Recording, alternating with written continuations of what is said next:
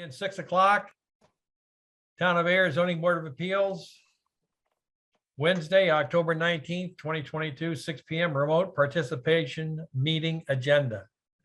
Due to the ongoing COVID-19 pandemic, in accordance with Chapter 22 of the Acts of 2022, suspending certain provisions of the Open Meeting Law, OML, public bodies otherwise governed by the OML are temporarily relieved from the requirements that meetings be held in public places, open and physically accessible to the public, so long as measures are taken to ensure public access to the body's deliberations through adequate and alternative means.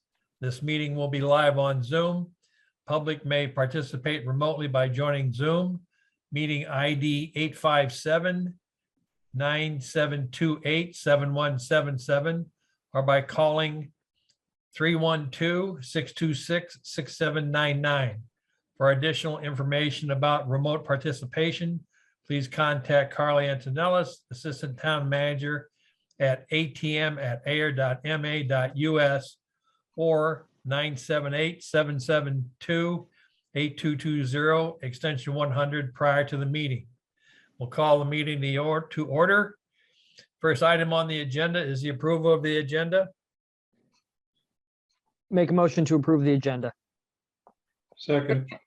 All in favor signify by saying aye. State your name. Jessica Gino, aye. Mike Gibbons, aye. John Ellis, aye. Got you both. Okay, Sam Goodwin says aye. Now, we're going to continue the public hearing, application for a comprehensive permit, MLB 40B, section 2023, Neighborhood of Affordable Housing, Inc., 65 Fitchburg Road. Tonight, we're starting peer review. And those interested in the public may pose questions at the end of the meeting versus throughout the course of the meeting. This is going to be done a little bit differently. The peer review, where is he? Where are you? Hi, Jim Thorne. Jim, okay, there you are from up there. Green International, and I Yep. have Sergio Musto with me from our traffic group as well. So you Good guys evening. are doing the peer review. We are observing and listening. And where is, oh, Steph Kiefer's there. All right, I see her. All right. So take off. You got it, sir. Okay, great, thank you. So I believe everyone's received the comments, the peer review comments that we've done so far. There's a lot of comments, but a lot of them are minor in nature. So I didn't feel like it was necessary to go through every single one. So our plan for tonight is just kind of giving you a brief summary of our comments. And then we can open it up to the board, whether they want to ask any additional questions based off of our summary, or if there's any specific comments within the peer review that they saw that they'd like to discuss more, we can do that. So I guess we can just get right into it. Well, wait a minute. What? Okay. We're starting peer review. There's what, 4 different ones or 5 different ones? What are we doing tonight? Which ones? Not all of them. So I think the you're plan right. was just kind of giving a brief overview of basically a summary of what we have for comments. So we're going to touch on all the topics, but it's going to be just a brief summary of the highlights of the bigger points that that we found in our peer review. We don't necessarily need to go through every single one because, like I said, some of them are very minor in nature, and we can work offline with GSC group to make sure that those get addressed. But Are you suggesting that we're going, you've completed all the peer reviews? yes, except for the lighting, because we just received the lighting. Okay. So, John, you had a question? yeah, so just to be clear, what you're talking about is you're talking about the peer review form with the 94 items, that's going to be the basis of this discussion? That's correct. Okay, So yeah, so the 94 items are our peer review for all the topics that you wanted us to review for. So all the stormwater, the traffic, the Correct. civil design, and off-site recommendations for improvement. And I believe that those were all the topics. So the only comments, the only thing that we didn't review yet was the lighting, because we didn't get adequate information on the lighting on the initial submittal. And we just got we got the information last week, so we didn't have enough time to review that and add the comments. So that's the only thing missing. so if you don't go through and just touch each one of these so we can have it as a completed item and we don't have to go back to it on future ones, then we can check these off our list. I think what he's saying, John, is some of them are pretty minimal and they have virtually no impact on the project. So Is that correct? So basically, tonight is just kind of a discussion about the comments that we've made so far. It's not necessarily we need to approve this or disapprove that tonight, because the applicant just received the comments as well. So I'm sure they haven't had time to review all the comments and to decide whether they can meet all the comments or not, or request waivers addressing the comments. So tonight is just kind of giving you a summary of what we found in our peer review within those 94 comments. After Okay. this meeting, basically the applicant will say, we'll attempt to meet all these comments, and they will provide revised plans and calculations and provide responses to the comment list, stating whether it's been addressed or they request a waiver or they condition approval. So tonight's just kind of a summary of what we've found so far, and then next meeting would be kind of hashing out all the waivers to make sure that we kind of figure out how to move forward from there. Does that make sense? Sounds It good. does. I just, what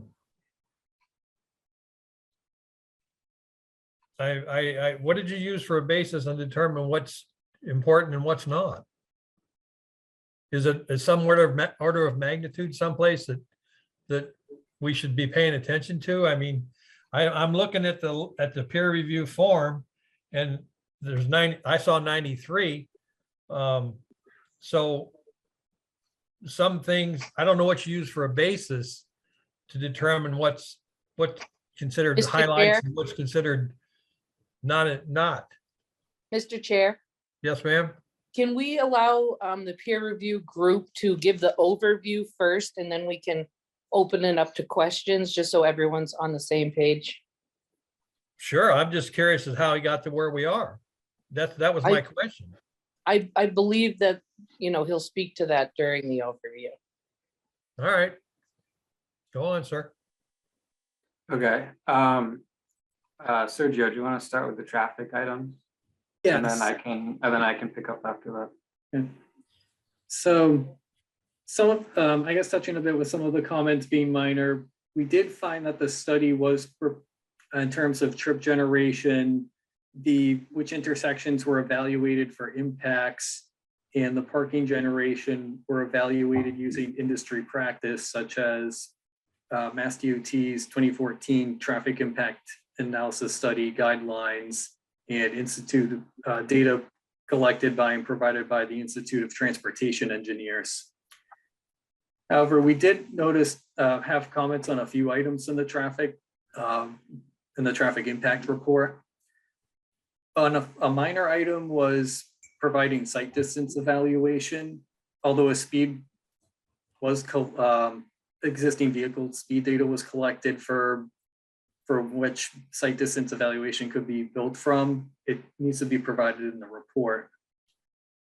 We also noted that even though the number of the parking generation produced by the site was analyzed in accordance with industry practice using Institute of Transportation Engineers data or from their database, we found that the number of spaces is below the number of parking spaces required by town of Ayer's bylaws. So Jim will touch more on this later, but it's one of the multiple waivers that the proponent is seeking.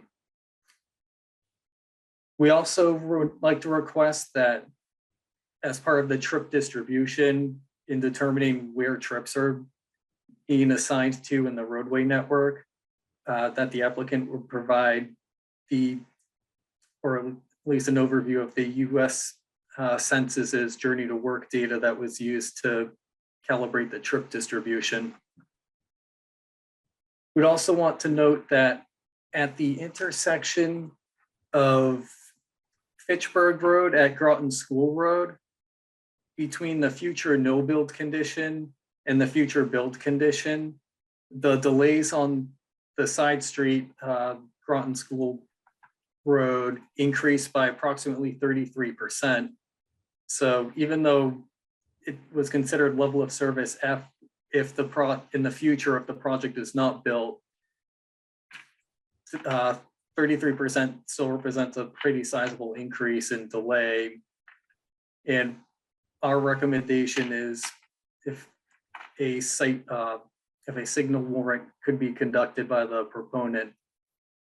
We noted that although the trip doesn't add a lot of trips onto the side street itself, mostly on Route 2A, the added through volumes on Route 2A, which add about 4 to 6% of existing volumes, make it more difficult for vehicles from Groton School to enter the Route 2A roadway.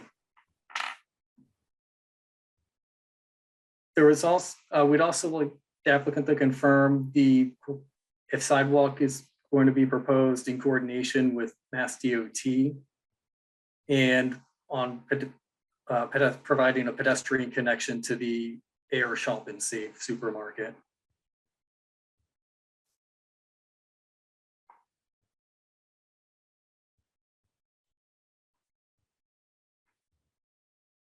We also noted, going back to parking, that the locations and amount of ADA parking needs to be confirmed and meet US ADA guidelines or regulations.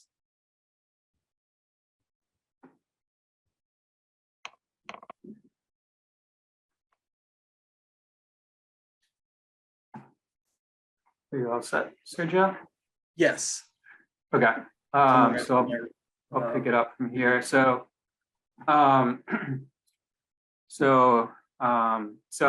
some coordination items we felt were necessary between the applicant and different agencies. So, like Sergio was saying, the applicant should make sure that he's coordinating with the MassDOT projects. Also, they might need a MassDOT access permit. So want to make sure that that coordination has been is ongoing or completed, because that can impact the design as well. Also wanted to coordinate with the DPW on the sewer flows. So the existing site, from what I heard in the field, does not connect into the existing sewer system. So now, this big complex will be pumped into the sewer system. So it's going to be a lot of extra flow. So I want to make sure the DPW system can handle that extra flow.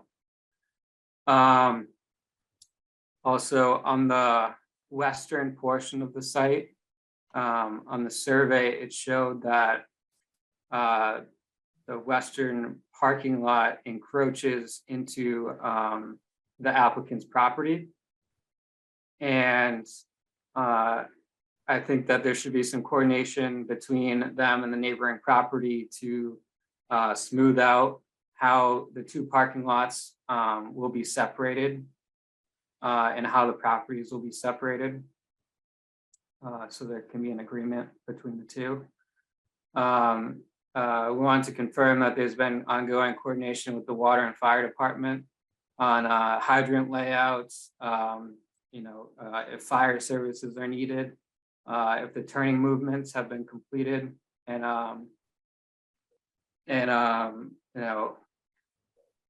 we had some recommendations about adding additional water valves onto the main to limit shutdowns in the future.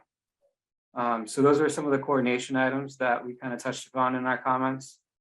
In the O&M plan, we want to know more about the snow storage and where they're going to store snow, because it's good to have those locations picked out prior to a snowstorm, because they are already requesting a waiver for parking. So we want to make sure there's not any additional loss of parking.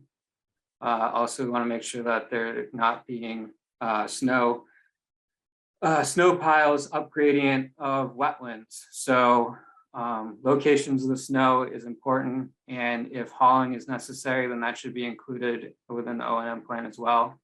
Also, the O&M plan should be signed. So there is a signed agreement of what they plan to do for maintenance within the property. For drainage, we noticed that in the new plans, it showed additional sidewalks in between the buildings and along Route 2A. So those should be included in the stormwater calculations for water quality and peak rates. We also noticed that the borings that were closest to where the subsurface infiltration systems were didn't have the adequate separation of groundwater, which was 2 feet. Also, the Ayer regulations state that the pipe sizes should be designed for 10 years. Designed for 25 years, but the applicant has designed it for 10 years. And the pipe sizes that they're using right now are too large for the subsurface system that they're proposing. So there is some drainage conflicts that need to be addressed. We also noticed that there's a FEMA flood line on the plans, and it appears to be plotted by GIS and not to an actual elevation. And it does not appear to be accurate based off of the intermittent stream that's going through the site. So we wanted to put this on the board's radar. This might be more of a Conservation Commission item, since it has to do with the flood line and potential compensatory flood storage. The applicant has already requested many waivers, which has been submitted to the board, for parking, building heights, setbacks, etc. We ultimately feel we can't really comment on the waivers because they're knowingly not meeting these requirements, and it's ultimately the town's decision to accept these waivers or not. So we defer the board for on those waivers, but we're happy to discuss them if you'd like to discuss any of those. And then some of the other comments that we have are a mix of inconsistencies or recommendations or other items that are not meeting the regs that we've notified the applicant of, and it'll be up to the applicant how they respond, whether they will address those or ask for more waivers. So that was pretty much our summary of our 93 comments. I know we briefly went over everything, but we didn't go through all of them. But I know everyone has all the comments, and we tried to give it to everyone ahead of time so everyone could read through them, so that if anyone had or would like to discuss any of the comments in more detail, we're happy to do so. So I'll leave it up to the board to if they want to touch upon or ask more questions about anything that we've said so far, any of the comments that we submitted. Did you say that the applicant was given these today? No, well, I shared them with Carly on Friday, last Friday. I don't Okay. know when Carly shared them with everyone else. I'd be kind of curious when the applicant got the list. If Hi, they even Mr. had a Chair. chance- I'm sorry? I sent everything Friday. When I Yeah. got it, I forwarded it along. Okay. So, Ms. Kiefer, have you guys had a chance to review these? Hi, good evening. We have taken a look at them and we've given it a preliminary review, but I can't remember, Carly, it may have actually came in my box for some reason. There may have been a delay, but on Saturday, but virtually, one day off. We've taken a look at them and working it through with the team and the applicant. And as Jim had suggested in his kind of introductory comments, and this happens with all peer reviews, there are some matters that are just very kind of minor technical points that are just oh, put this dot on your plan or put a notation on this on the plan or make certain the final plans have this. So those kinds of issues is something generally that gets worked out like in a working session between the two engineers or the professionals.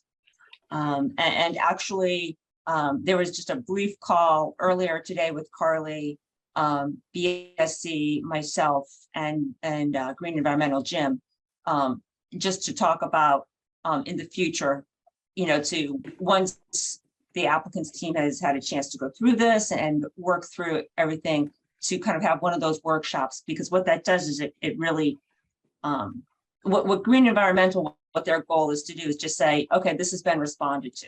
And sometimes the response is, as he suggested, it shows up on a revised plan, or it shows up as, a recommendation that it be conditioned that the building permit set include whatever information, or it's just a misunderstanding or a misread of the plans. And so there's, a few different buckets that these comments fall into. And I think that there's nothing here that we saw that was really an insurmountable issue. But that being the case, we also want to be clear that we don't have a formal written response available for the board this evening. That's fine, as long as you have one. In my head, we have this published list of issues. So I would expect to see a public rebuttal. Tell me what you did or what you're going to do or not going to do in accordance with this list. What's the response? Right, and you can ask Mr. Thorne this, but my understanding is the way that Green likes to do this is there's a back and forth on whether it's updated plans, written responses, or just a clarification that goes forward. If you notice in their chart, they have another column that says applicant's response and then confirmed by. So they seem to have this being a working document, if you will. And we're happy to work through that format if that works for the board. That's fine, and the peer reviewers. as long as we can clear the issues as we work our way through it. I don't have a Absolutely. problem with that, but I don't want something left hanging out in the wind saying, oh, well, we had a conversation about that and it's going to go somewhere else. No, it's not closed out until it's done on this document. We're That's gonna right. use And like I this said, document most as of the these, guideline. that's correct. And as I suggested, most of these fall within like a number of discrete buckets, whether it's, an update to the plans to show what's missing, or an update to a calculation, or an explanation that this will be shown on the definitive plans that's being submitted, because obviously the board is looking at this with preliminary plans, and so it's not 100% build set that you're looking at. So if there's an agreement that yes, of course, this will be included on the build set, then that is said, okay, and this is going to be a condition that the final build plans will include this information. And just to we have from our team here this evening that I think we just give a kind of a taste is Taylor from BSC. We don't have Sam, our traffic engineer, here. The issues on the traffic I think are really kind of short that we're going to be able to close those out very quickly. And they're a minor part. So the larger chunk of the comments were more kind of on the civil, on the site plans or stormwater sort of issues. So once I stop talking, I'm going to turn it over to Taylor briefly, just to give you a Right. few comments. But if you can just indulge me for one more minute, I just wanted to confirm for the record, I saw this on the website, but since the last hearing, we had, well, one thing is, so before the August hearing on August 16th, we had submitted a written response to the town comments, and included with that, there was a truck turning diagram, I think an update to the material and layout, the civil detail sheet 4, and then the utility plan. So I just heard Mr. Thorne say something to the effect that he hadn't seen the truck turning. So I don't know if that plan was missed, but it should be on the website within the public documents. And then more recently, on or about October 12th, again, I saw these on the website, but we updated the civil set. It included, I think, hydrants and some designation for handicap parking on the surface parking area, not within the stadium parking area. And then we'd also included an update on the landscaping plan, as well as the photometric, the light plan. So Green hasn't had an ability to review the lighting information that we provided, but just to make certain everyone understands on the record that that's what we have submitted this month, are those updates, and those are available. I saw them on the website today. I double checked. Mr. Green, Mr. Thorne, where'd you get your documents from? Did they come off the website or were they supplied? Yes, I believe Carly sent them to me, but I also think we looked off the website. Maybe I missed the turning movement, so we can, I can regroup and look at that. But the revised documents that they sent last week, I told Carly we didn't have enough time to review those. And it was a bit odd to get revised plans prior to us submitting comments to them. Because our goal was to submit comments by Friday so that everyone had a chance to at least read through the comments before the hearing. And to get revised plans 2 days before we're submitting comments is not enough time to review new plans. So we briefly looked over them as best as we could, but we could not fully review them. So it didn't Basically make sense. you're at 0 and they're at Rev 1. Essentially, which doesn't really make sense because usually you're not Rev 1 until you receive comments. So that's why it kind of threw us off. So I don't think it's worth us reviewing the new plans until we get revised documents that address our comments. So we only do one more review because that's all we had really in our scope. If we're gonna do additional reviews, then then that's kind of beyond our scope. If I could, this is Taylor Dowdy, BSC Group. If I could just add, these the revised plans are based off of the initial town comments back in, like Ms. Kiefer said, back in August when we just right around the initial submission. So that was the reason why we provided them to the team here. And if I could just kind of highlight a couple of other, if I'm not going out of order, Mr. Chair, if I could highlight just a couple of items that that Green had brought up. Go ahead. The traffic, I understand. I think all the traffic comments we can fairly easily address. As far as the ADA parking, we are showing 6 total ADA parking spaces. 4 are actually on site, 2 are within the podium parking. And I believe 6, and I'll confirm this, but I believe 6 is the required amount based on ADA regs.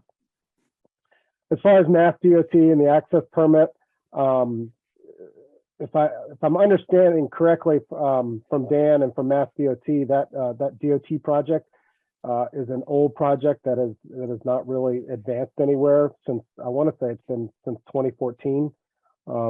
and I'm fairly certain that Dan has mentioned that previously.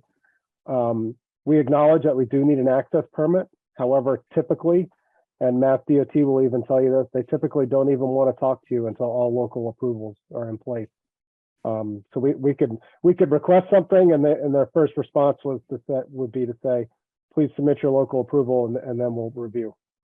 The sewer flows, we're in process of calculating the number of bedrooms, and we will provide that to DPW.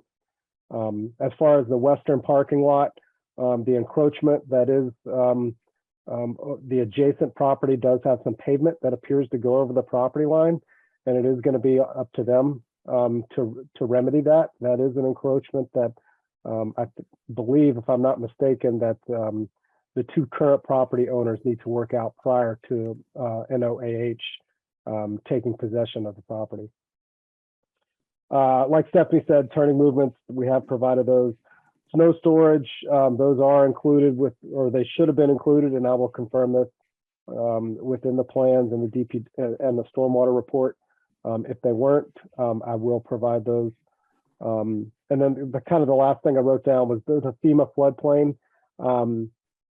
Green is correct. That is shown based on a GIS, simply because there's not a elevation data associated with that right on FEMA's website.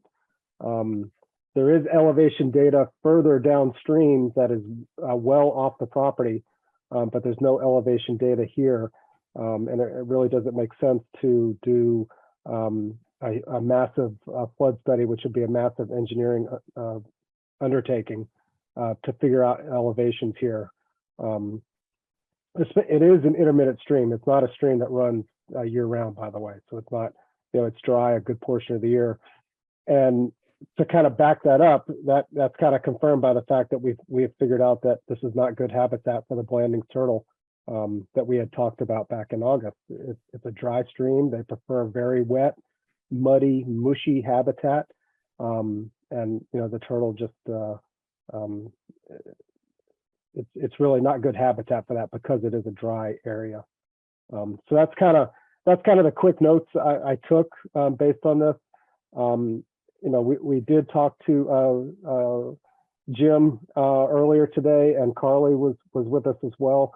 And he and I and Carly agreed that we would kind of work offline together to kind of resolve these, and we will keep a record of everything. And if we need Carly involved, we'll certainly have Carly or a representative from DPW involved as well. And then of course, any email traffic we submit will be copied to the town as a formal response. Thank you. So. John, did you have a question? You're mute, buddy. I just had a question because we had received updated site plans and landscape and a revised submission, a ZBA submission. It was all updated and sent to us. And this was after the site walk. But apparently these updates don't really reflect what they're talking about on these 93 issues. These updates are based strictly on the letter about the site walk. Is that true? The updates are based on the initial town comments back in August. I think DPW had already pointed out about hydrants and water lines and valves and stuff like that, and we had revised those, and we were just submitting them for the record last week. Okay, because these say that this letter that we got with the package said that these updates are based on the site walk that we did. That's correct. We were responding in real time also to Green's comments that when we met out, was it last Monday that we met on site?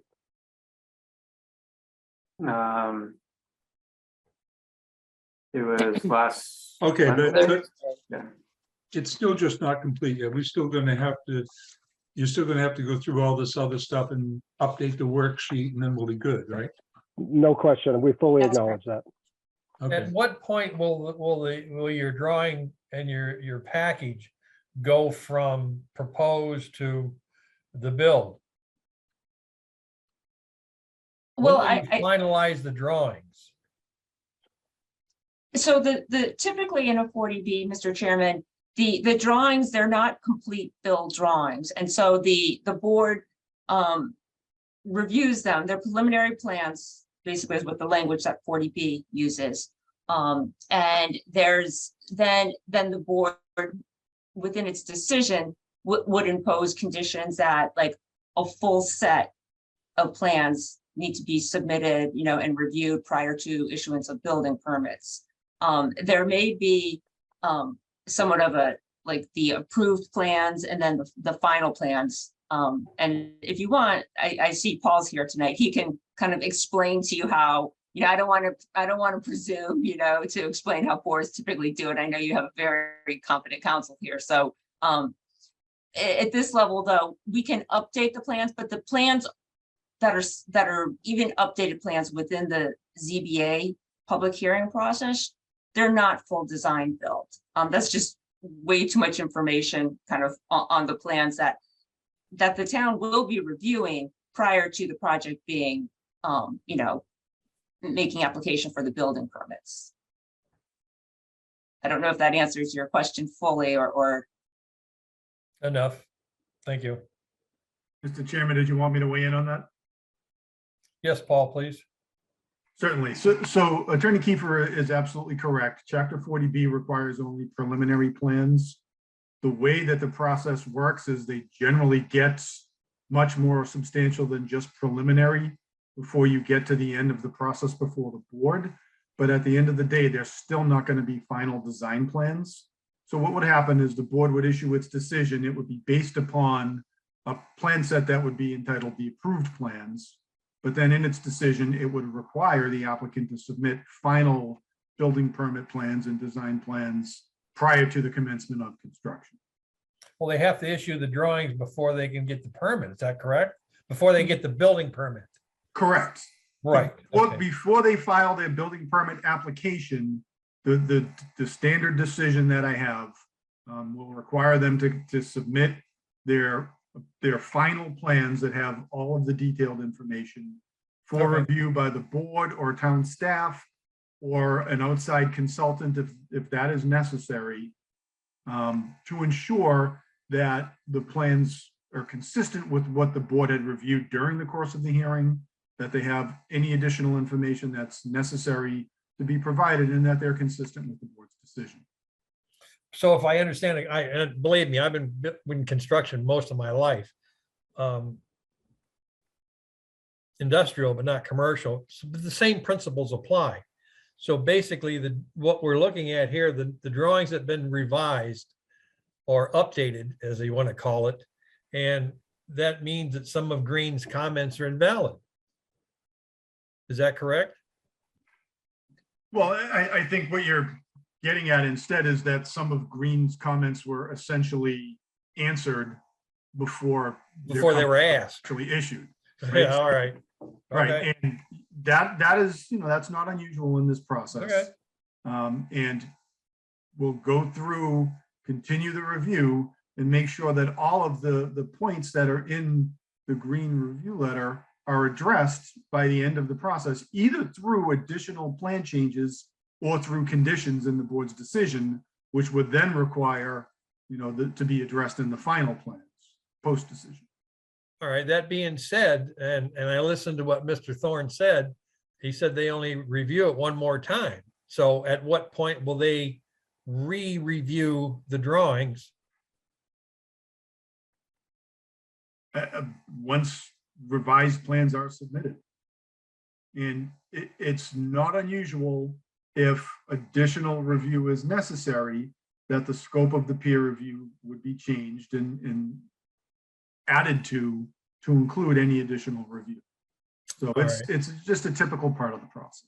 Mr. Dowdy, can you weigh in on that?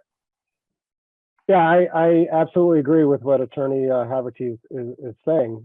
This is not atypical at all. This is a very common thing that happens throughout the state for 40B projects and for regular site plan approval type projects in Massachusetts.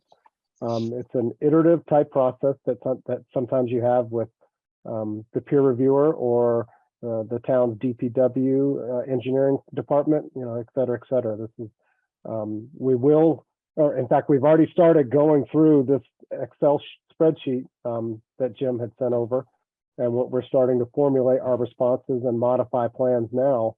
And once we get to a good spot, or I should say, prior to getting to a good spot, I may have a certain question that I may call Green or Carly to say, hey, I'd like to talk about this before we finalize. These are my thoughts. What do you think? I'll get Green International's thoughts on it, and then formulate the formal response into the Excel sheet. And when we're ready, and I think we have a good document to present, I will send the plans and the Excel sheet back for Green's review. Good, Does thank that you. make sense? You're Yes, welcome. sir. Yep. Right. And Mr. Chairman, if I may, I think one of the things there is it's a process that puts function over form, if you will. So functionally, if there's a dialogue, like Taylor suggested, if there's a question about, is this what you meant by this comment? This is how I think to address it. Functionally moves forward, and then the form, the spreadsheet, if you will, isn't constantly like being revised, but rather it's more of like a more global, okay, we've worked through this, here are all of our responses. And so it gets to a point in the process much further down the road than if you just did it piecemeal. You know what I'm saying? If you say, oh, we think this is what the response would be, and then Green says, oh, well, we actually have a question about that. So if there's working sessions or an ability to just have the professionals talk to one another to work through it, it makes the number of iterations of this spreadsheet much faster. Okay, thank you.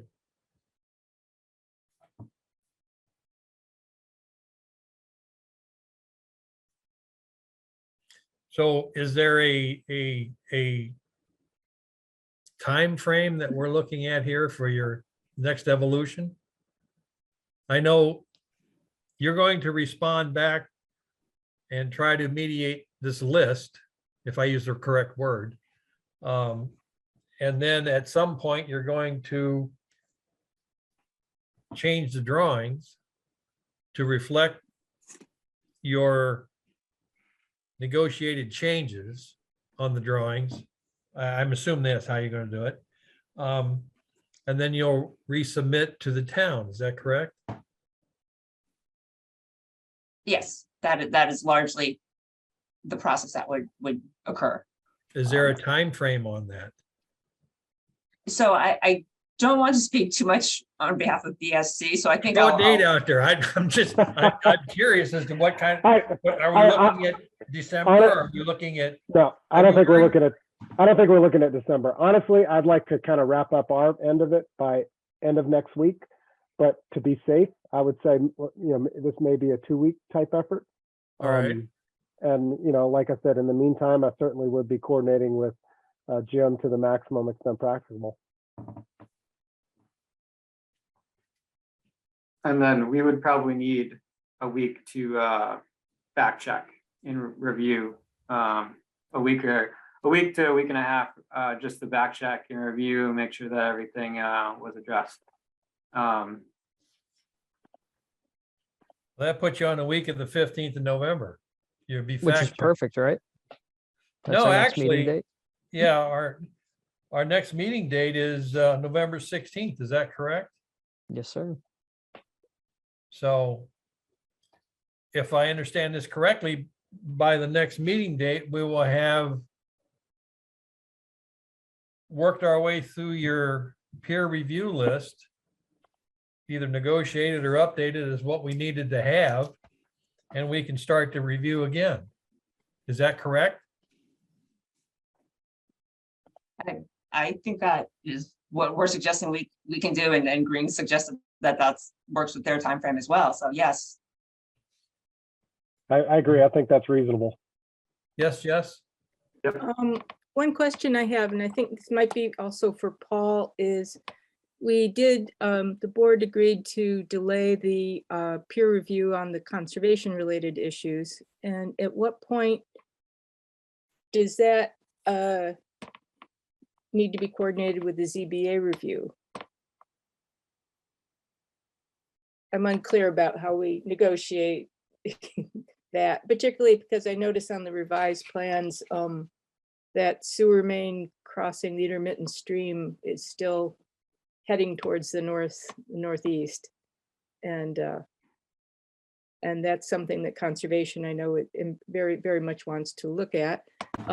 Jim also made reference to perhaps the FEMA floodplain issues or the compensatory flood storage issues would be something taken up by the Conservation Commission.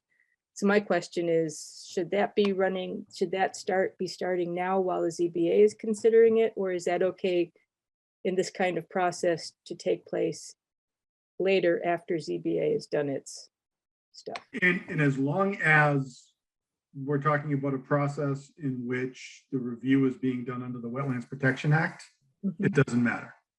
If there is some sort of local rule or requirement that the applicant is requesting a waiver, then it should be done now as part of the Board of Appeals process, because again, you need to be informed about the impacts of any waivers that are being requested. Okay. So just to be clear then, let's say the issue of that stream crossing for a sewer line is not something that ZBA needs to be concerned with at this time.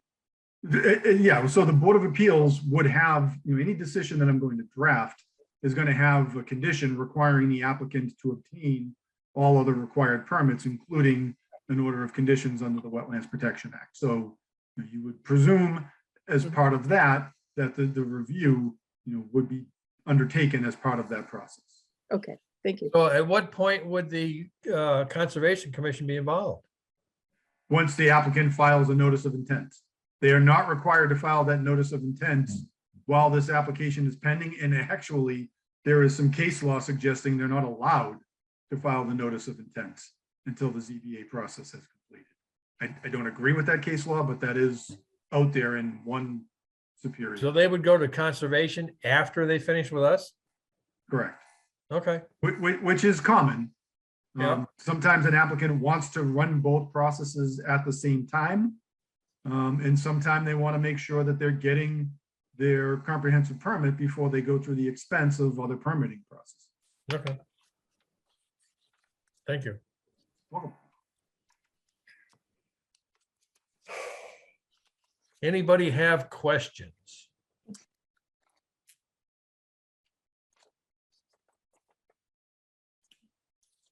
So I just have one quick question. We're going to be doing these, this spreadsheet. And on the spreadsheet, there are a couple that are referred to the ZBA for because there's waivers included. But when we go over these other points, we're not going to do the waivers. We're just going to say we'll deal with that at waiver time, right? Well, I would think, I could be wrong, but I would think we would take the submitted list of waivers and compare them to the peer reviews. What are Okay. we looking to waiver, and is it valid or should we not? Okay, That's so my thought. I could be wrong. Paul?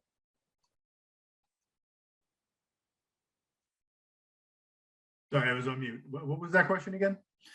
We were discussing the requested list of waivers and how it would apply, or if it would apply to the peer review, at which point will the two cross, or even if they will. I thought that we would take the requested list of waivers and go with the peer review and say, okay, this is what they asked for, this is what happened, and this is what the response is. Should we grant the waiver or not based on the peer review? Is that a fair assumption? That is, yes, Okay. that is part of the process. okay, so my only concern was that there's waivers listed on this spreadsheet. So does that mean when we have our meeting, I should have a list of all the waivers? We Or do. I know, but do we need it for our next meeting? Or are we gonna take that for a separate meeting? I think that's a little bit further down the road yet. Yeah, I Okay, mean, so the waiver items on this list, we're gonna defer them down the road a bit. Yes, Okay, yeah, that's usually close to the end of the process where you do Yeah. the final review of the waiver list, but it's also the peer review consultants will review those and provide their comments and suggestions, you know, as we go. along. okay, good.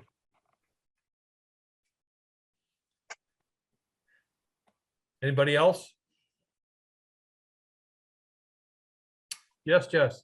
Yeah, just one more, and this sort of does touch on the waiver issue, the not going forward, but comment, 26. Just some guidance on, we're dealing with a parcel that is general business, light industrial, and A2. So eventually that'll come to play, I guess, when we discuss waivers, but any advanced guidance on how to, I don't think we have any options on that. okay, At least that's why I understood it. When 40B comes in, it just overrode the zoning. Is that correct? So it doesn't completely override zoning, but what it does is it establishes the balancing test, right? And the question is whether or not there is a local rule or requirement that outweighs the regional need for affordable housing. So there's a presumption that the need for affordable housing is going to outweigh any local requirements, given the fact that the town is under the 10% minimum. Yep. So in this instance, you would look at, you know, if you don't grant the waiver, what happens?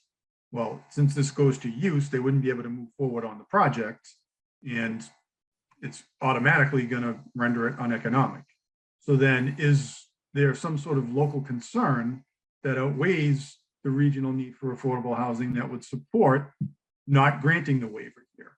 And extremely unlikely that that would be the case. There is a line of cases at the Housing Appeals Committee involving municipal planning, but it's usually when there's, you know, a very particular use sort of being proposed by a town in a certain area, and they're able to show that they've done sufficient municipal planning in terms of the creation of affordable housing that protecting that proposed use area outweighs the regional need for affordable housing. It's a very difficult test to pass, and it's very unlikely that would be the case. Okay, thank you. Welcome. So that's on our list, Jess. okay.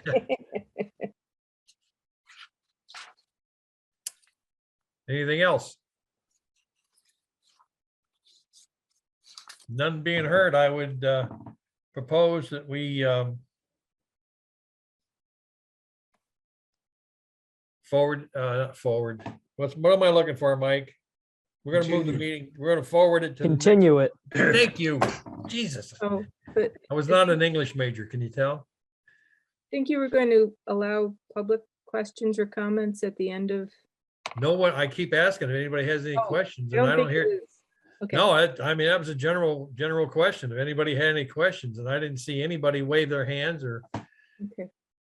hit a button or anything. So that being said, I'd make a motion, we continue this hearing to our next public meeting, which would be November 16th at 6 PM.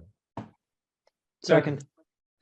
All those in favor signify by saying aye. State your name. Jessica Gino, aye. Mike Gibbons, aye. John Ellis, aye. Ron, you're muted, buddy.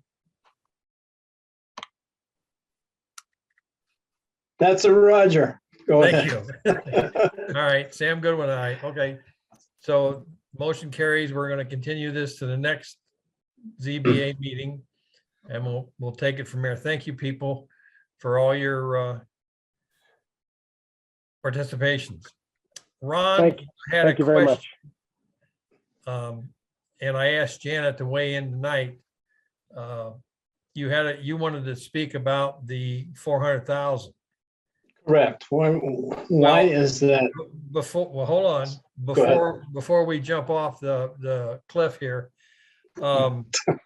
That money is in the town already. It's in CPC, I believe, and it's going to town meeting Monday night.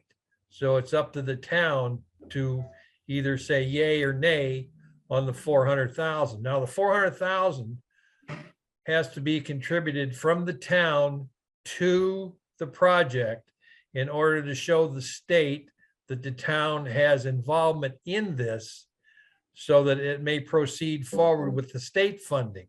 If we don't give them the 400 grand, the project might go forward, but it's going to be a lot more difficult for funding coming from the state. That's the whole thing about it. Did I get it right, Janet?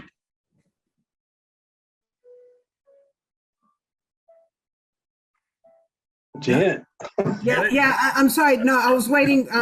Sounded like you said something, Ron. Yeah, I did. I said, did you get it right? Did I get it right? Yeah, you did get it right, Sam. Okay, All thank right.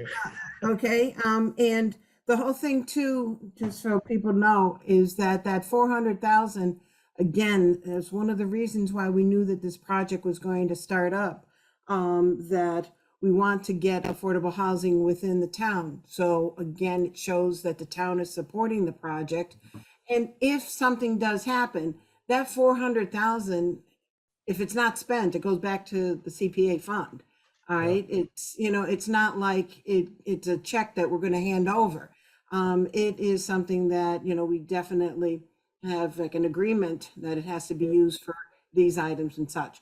So when you look at it and you look at the amount, 64 units, $400,000. I think it's a 10-acre lot.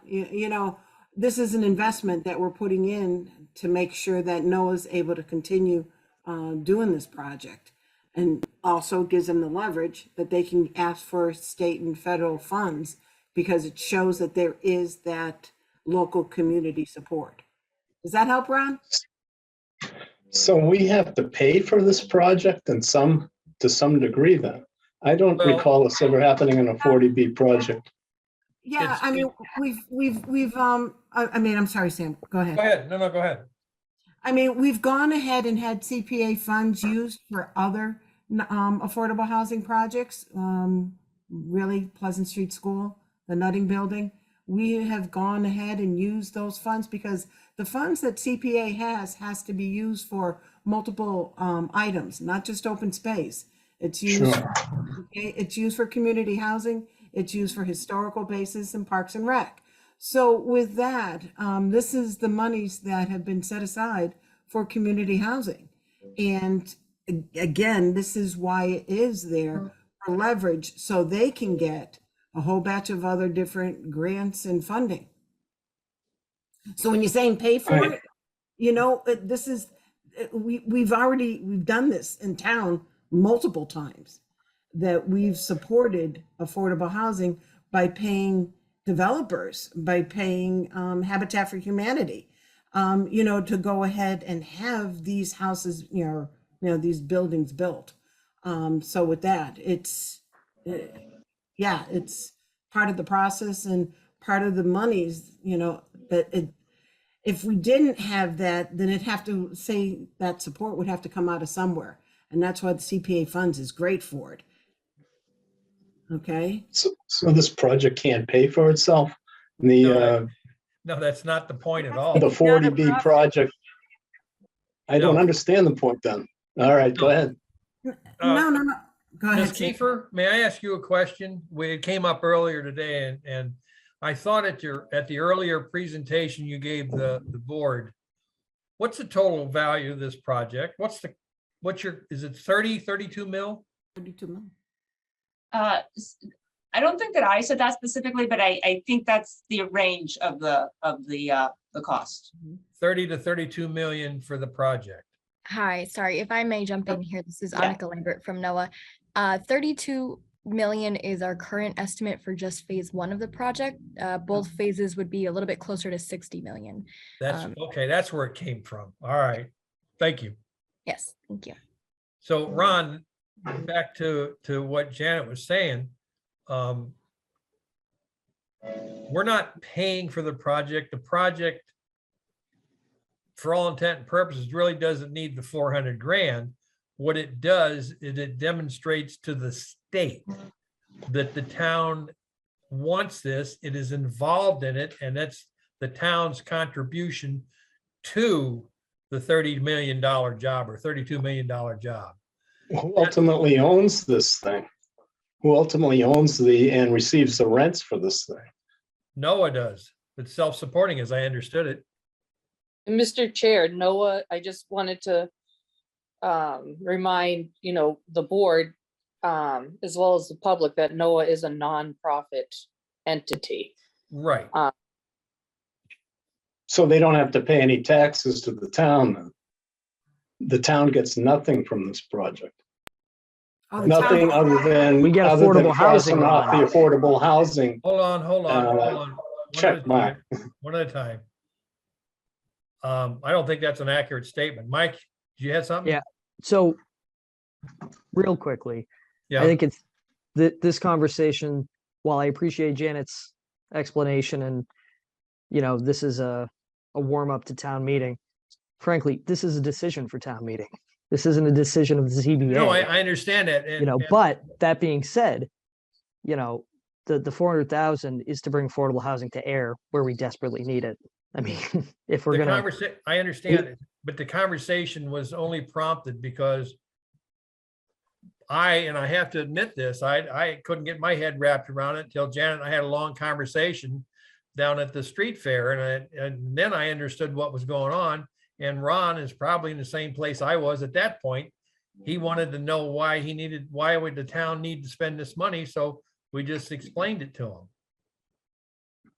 And Yeah. also, it should be noted that the money that the town pays from CPA is not all taken from town residents. It's also part of the CPA process is we get state matching funds. So it's also a mixture. Okay.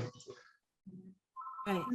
And, Ron, when you start looking at, like, say, that $32 million, during the process where they applied for CPA funds, they've given a listing of the different grants that are, sort of based on, having this community support.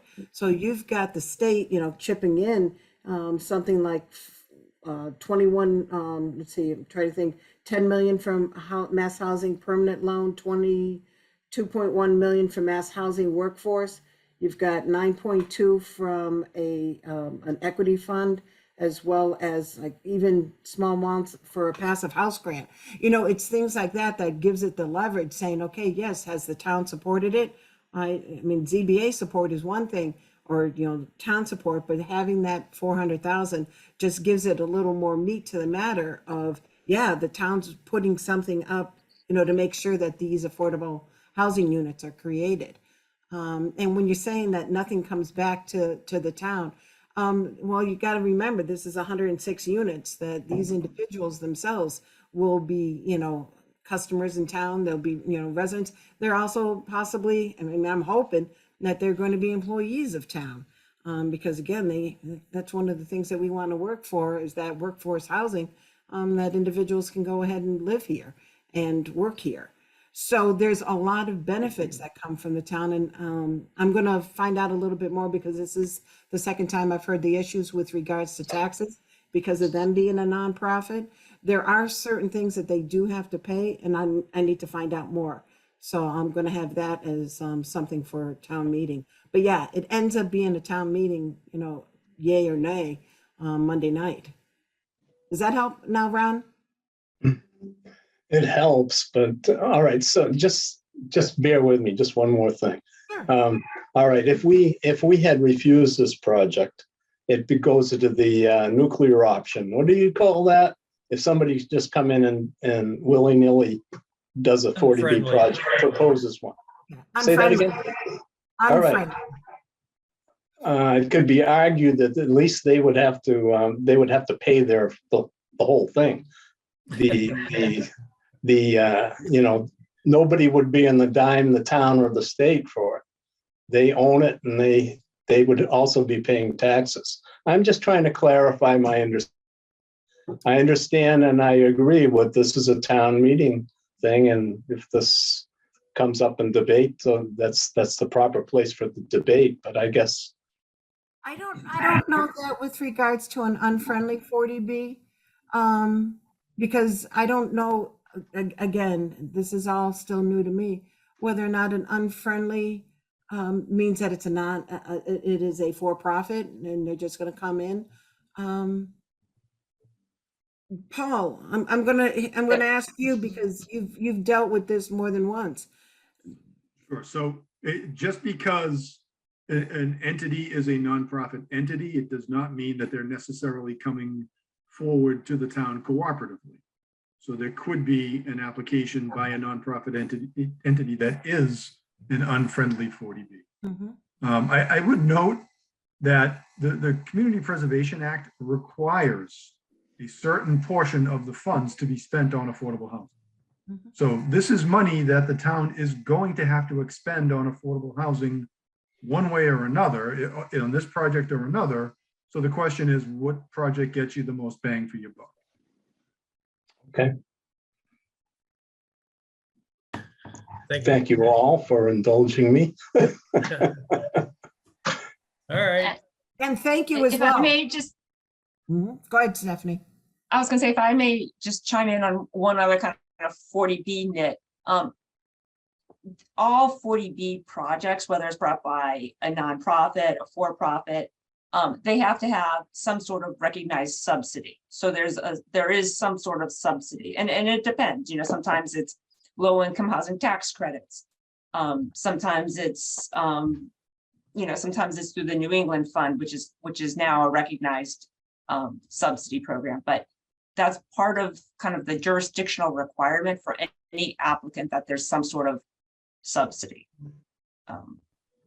So every Mr. Chairman, 40B, can I also add that, 40Bs aren't all equal, and that is a 40B, which is normally unfriendly, is a for-profit driven entity, and they're there to provide housing, but they also maximize their profit. That doesn't happen with entities like ours. So we are not going to charge market rates. We're not maximizing what we can. We're always going to be limited on what we can charge for rents, and we want to be limited. And these units are going to be affordable in perpetuity, basically. So there is a sort of repression of the market.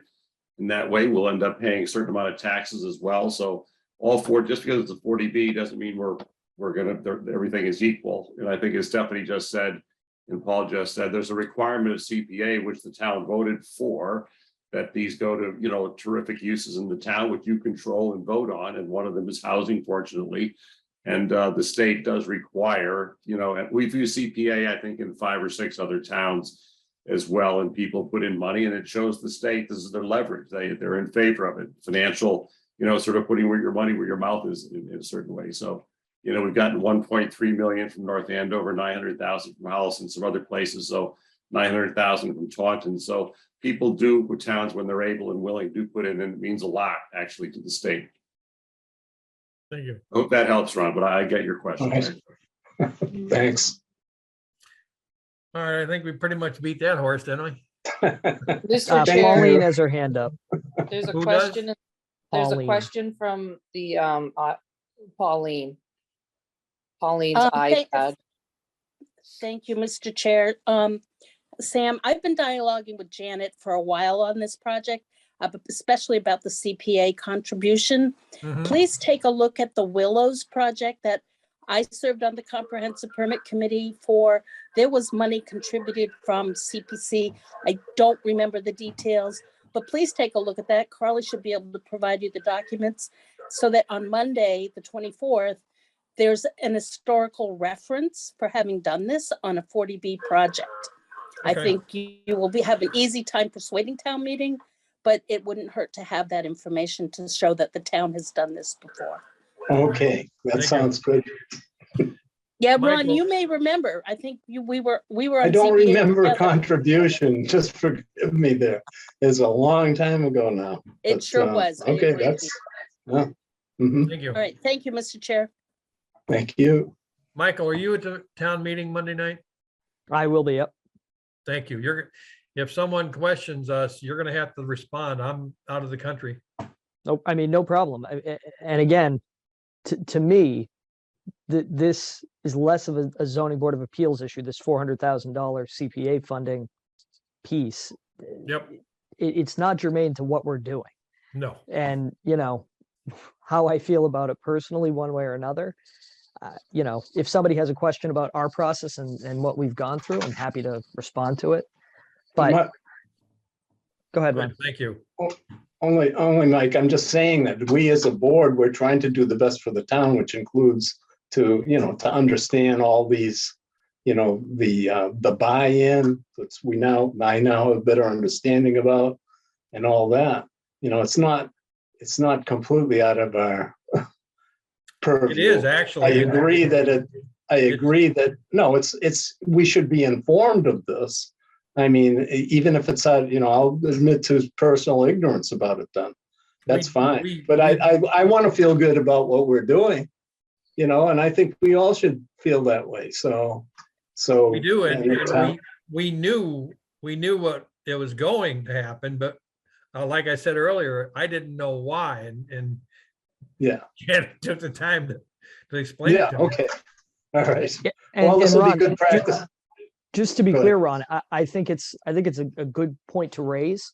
And if Janet's still on, you know, I'd recommend that when we're referencing things like grants and things like that, what are they? You know, be able to explain that Monday night, because if we have those questions and we're talking about buy-in, yeah, you can tell me that the state likes to see it, but is there a specific grant that you can say, well, you know, it raises your likelihood of getting DHCD funding or an ADA compliancy grant? Okay, great. You know, but it's not, I don't want you to think that I think you're raising an invalid point, because I do think it's an important thing to consider.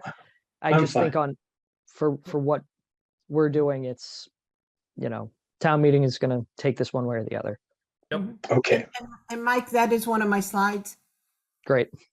Okay. So, thank you. Okay, guys, thank you. All right, that being said, the next thing on the agenda actually is the approval of the minutes of meeting from August 31st, 2022 and September 21st, 2022. I thought we did August already. No, There was 2 meetings in August. This is a second set. there was? Yeah, we had one August 31st and the regularly scheduled one. And honestly, I can't remember why, but there was 2 meetings. There was 2 meetings in August. I didn't know that. But at this late hour, I can't pick Okay, up my. I believe you. I see The the other August meeting was on the 31st. 17th. Oh, the 17th and the 31st, correct. I see the 31st. I don't know why the hell we did that. Okay. All right. We had to get the RFP out. Oh, that's right. That's right. I'm glad somebody's got something written down, unless you remembered it. So I read the meeting minutes from September, but I didn't read the ones from August. Did anybody else? John, did you read them? You're usually good. Yes, at them. sir. Any comments or questions? No, sir. Make a motion. I make a motion to approve the minutes of Wednesday, August 31st, 2022 as presented. Second. All in favor signify by saying aye. They state your name. Jessica Gino, aye. Mike Gibbons, aye. John Ellis, aye. Ron DeFilippo, aye. Sam Goodwin, aye. Okay. September 21. Make a motion to approve the minutes of the meeting of Wednesday, September 21st, 2022 as presented. Second. All in favor signify by saying aye. State your name. Jessica Gino, aye. Mike Gibbons, aye. John Ellis, aye. Ron DeFilippo, aye. Sam Goodwin, aye. All right. Minutes for September 21st have been approved. That brings us to the next item on the agenda. Unless somebody needs to bring something up, I make a motion to adjourn. Second. Nobody wants to bring anything up? All right, all those in favor of, huh? no other applications coming in these days? Apparently not. No, it's, I was talking with Stephanie and Jim this morning. And Taylor, I can't believe that we haven't got anything. Somebody else. knock on So- wood. Yeah, exactly. I keep checking with Sam and Charlie, but that nothing, so Oh, okay, use it to our advantage. yeah, all Yes. right. We've been motioned and seconded, and we are adjourned. Thank you, everyone, for your participation.